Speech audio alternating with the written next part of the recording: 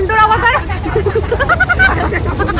আর কখনো যাবো না, যা পাক খাইয়েছে আর কখনো যাবো না।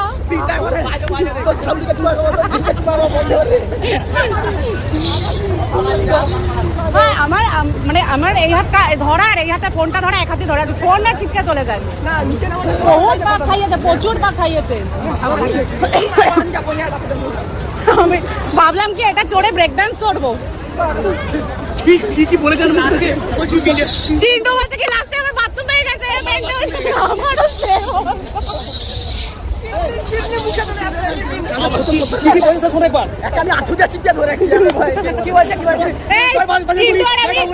চিন্টুর মুখটা দেখার পর প্রথমে আমার কাছে আছে ভিডিও, তারপরে তো আমি ভিডিও করবো কি আমারই ভিতরে টাইট হয়ে গেছে। নাগরদোলা থেকে নেমে আর কেউ রিস্ক নেয়নি ব্রেক ডান্স করার জন্য, আমি আর ও, মানে এটা আমার সব থেকে ছোট দেওর, দুজনে মিলে উঠেছি। আর এবারে ওর রিয়াকশনটা দেখলে তো হাসতে হাসতে পেট ব্যথা হয়ে যাবে। আমি সারা ব্রেক ডান্সে হেসে হেসে লুটোপুটি হয়ে গেছি। নাগরদোলা থেকে নেমে সবার অবস্থা টাইট হয়ে যাওয়ার পরেও ও যে আমাকে সঙ্গ দেবে বলে উঠেছিল, তার জন্য অনেক অনেক থ্যাংক ইউ। আর ও যদি না উঠতো এতটা হাসতে পারতাম না আমরা।